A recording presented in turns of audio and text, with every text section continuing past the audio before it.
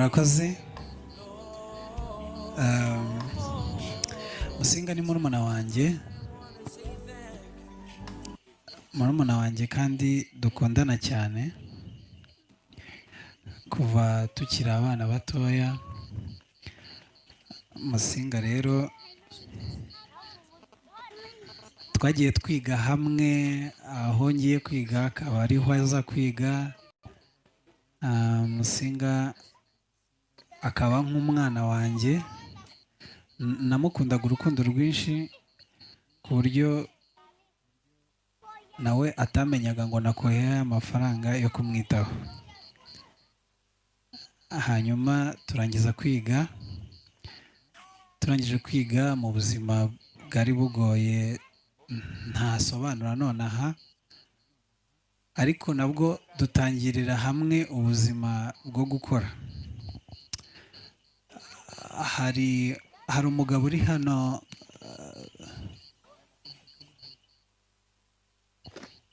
Rudacogora. Uyu mupapa bakoranye na Musinga ari umushoferi, Musinga ari konvayeri. Imana iguhe umugisha mwinshi.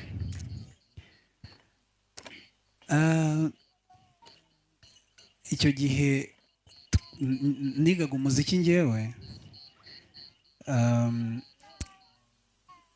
Musinga akaba ari we uza akazana amafaranga mu rugo akuye mu bukonvayeri, akazana 5 cyangwa se akazana angahe,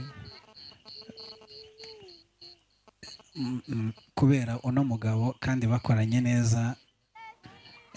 Impano yawe ubushize twarakuze, ariko irahari, twarayibitse, tuzayigushyikiriza. Murakoze cyane, igiye kwicara.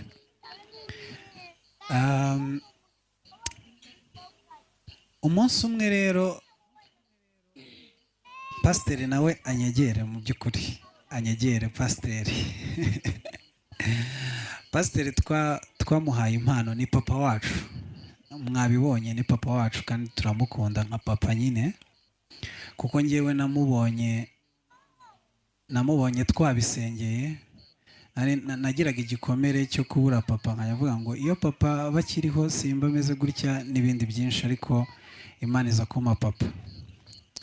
Impamvu rero njyewe ndamushimira buri munsi, arabizi, ariko impamvu muhagurukije nabwo ku bwa Musinga ni uko kugira ngo Musinga atangire kwiga ibintu bya videography na photography ni ukubera uno mupapa nabwo. Njyewe yanyigishije umuziki, muranze nyine ndi umusitari. Yanyigishije umuziki kandi aho ngeze ari proud, ariko kandi no ku bwa Musinga, kuko Musinga yagiye kwiga mu ishuri bwa mbere ryo gufotora no gukamera, ari uyu mupapa uri dushakiye.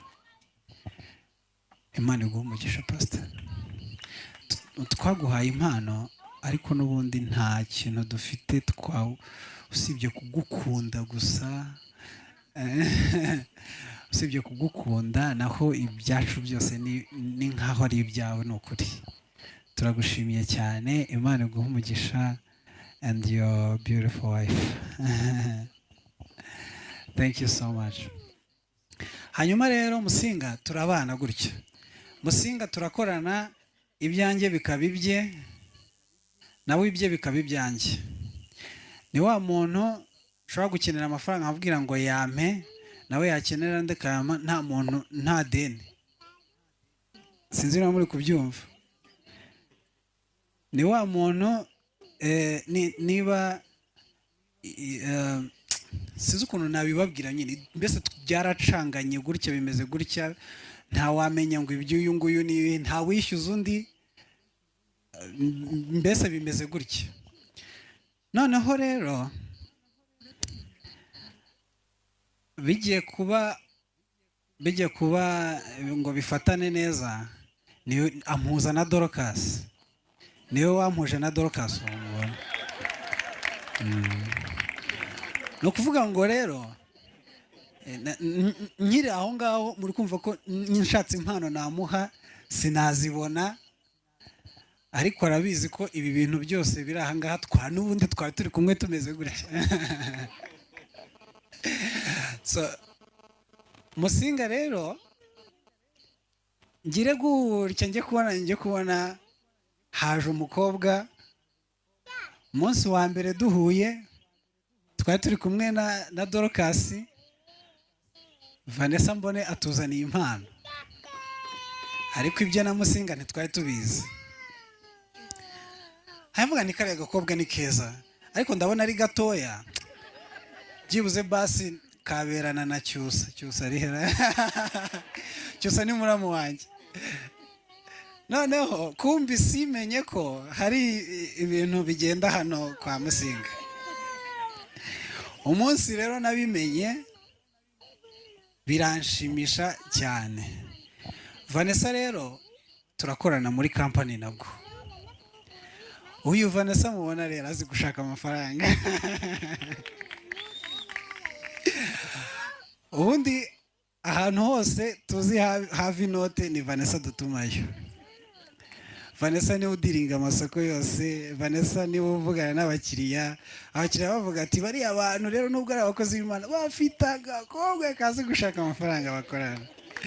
Ahantu hose dukorana mu Kagera na Nyungwe hose. Vanessa rero abaraje gutyo. Mu by'ukuri hari nk'abantu bavuga ngo, nahoze numva abantu bavuga ngo Musinga ngo najya rero ngo gushaka amafaranga ngo umudamu ngo ajye. Vanessa ahubwo niwe uzajya kuyashaka Musinga. Turabakunda cyane, turabakunda biri ku mutima